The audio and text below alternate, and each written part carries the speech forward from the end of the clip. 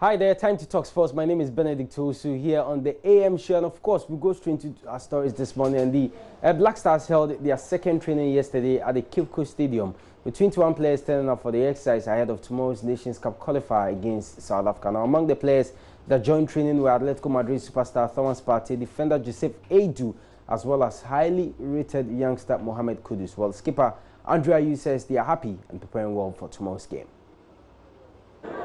Right now, every team has its qualities. So we have to know how to block their qualities and use ours. Because at the end of the day, we have great players. We have players who are confident. We have players who want to prove a point. And we have people who just want to die for the nation. You know, when we are wearing this jersey, we have to realize that we are playing for all these million people. And football is a game of win, draw, or lose. But you have to give everything you have. You have to die, you have to run, you have to play, and make sure that at the end of the day you can go home and look at yourself and say, oh, I gave everything I had for the nation. So that's what we are here to do. In front of these teams, you know, it's not going to be easy. I can tell you for now, this qualification is going to be very difficult, but we will go. All right, so that was Black Stars Captain Andrea Yu. That was after their training here at the Accra Sports Stadium. But yesterday, on their way to Cape Coast, they made a stop at Winneba, and then Monkey seemed to interact with some fans. And all these are geared towards the Bring Back the Love campaign. But aside the interaction with the fans, what else must the players and the coach do? Well, Coach Appiah gives us an idea. I personally think I'll do the best that I can, but the most part of it depends on you, the media. You need to sell that to the Ghanaian public. At the end of the day, you've got nothing. All what we have is our national team, the Black Stars. And if the media is not preaching, then it becomes difficult for all of us. If we go to the stadium and we don't have the supporters or the people behind us, you know, sharing the team, you know, to achieve our objective, then, you know, we all not be doing ourselves a lot of design. But I personally think that it's something that is good. It's something that we should all buy into it as a Ghanaian. You know, we need to make sure we gather everyone to be on board to bring that the love that they used to have. We only need to strive. Always make sure we try and get a win to make them happy. And we can only get a win when we have the support from them. All right, so Black Stars coach Kwesi Appiah then, he handed a late call-up to Accra Hearts of Folk right back, that's Fatal Mohammed. Well, his coach Kim Grant has been speaking about Fatal's inclusion in the Black Stars, and he is very pleased and is backing the player to make a positive impact. Train with him and wish him luck. And it's good for, you know, it's been very, very positive. Since I've been here, we had, 8 players called to the national teams, and then it's still continuing, even though when the other local Black Stars have come back from a successful campaign. And now Fatal's been called up again, so it's really, really good. And it shows that we're going in the right direction. And I want the other players also to use that as an incentive. If they work really hard and they maintain their level, anything's possible. And if you keep playing well, they'll keep knocking on the door. They can't miss you. So let's see what happens, and I wish him luck. A story on the local scene, a Norwegian trainer Yetil Zakariasen has been told he is no longer needed at Asante Kotoko as their coach. Well, management, we understand, yesterday communicated their decision to the trainer during a meeting. Well, let's go live to Kumasi and speak to my colleague Kelvin Owusu Ansan on the latest on this. Kelvin, thanks so much for joining me here this morning. Of course, I mean, that was what we heard yesterday, but is there any other development aside Kotoko telling the coach that he will not be needed as their coach going forward?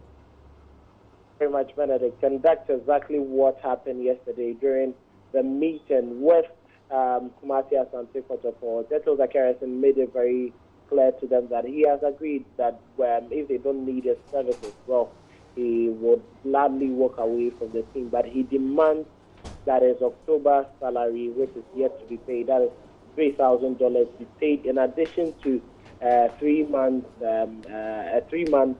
pay. So in all, he needs $12,000 from Asante Kotoko before he can sign the termination or the mutual termination document. But according to Kumasi Asante Kotoko management who met with him yesterday, they are not ready and not in a position to pay that $12,000 to him. So it seems to be a back and forth affair. No concrete decision was was met as in whether Asante Kotoko was going to pay the compensation or not, and the coach is also demanding it. If it's not paid, there is no way he's going to sign a termination document and then leave Asante Kotoko. But as it stands now, Johnson Smith, the assistant coach, former Karela United coach, has been taking charge of all the training sessions together with the other technical team members, and the rest. So that's the situation now on Asante Kotoko and Jeto Zakaria. All right, Kelvin, thanks so much for your time this morning. So that was my colleague Kelvin Uswansa, telling us more about what's happening with Asante Kotoko and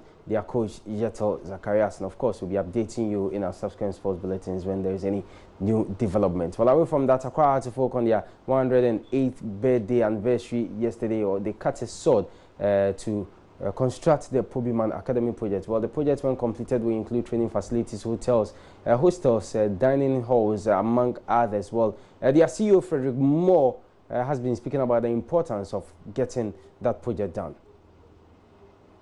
Passionate believer of continuous progress, not to spend too much time on what is past, but to look forward. So if you are asking me, the work we've done today can propel us forward, then the answer will be absolutely yes. There's no two ways about it. Because like I said in my speech, successful people believe that they are successful. And then you have to find a way to make it happen. Right. But if you cannot even believe that you're successful, nothing good is going to come to you. Okay. So Accra Suffolk, we are the premier club. We believe in success, and we've demonstrated in the past. But in the future, we hope to even do much, much better. And any club in the modern day without an academy is probably standing still, and we don't want to stand still.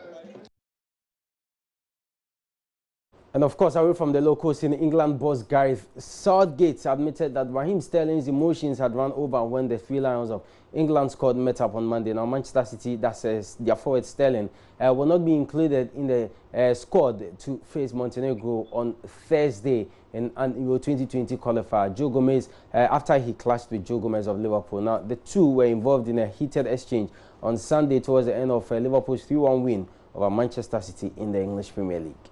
All right, on that note, we end Sports here on AM Show. My name is Benedict Tosi. Thanks so much for your company. Join us later at 2, our major sports bulletin on this platform. There will be more sports. Until then, keep watching JoyNews.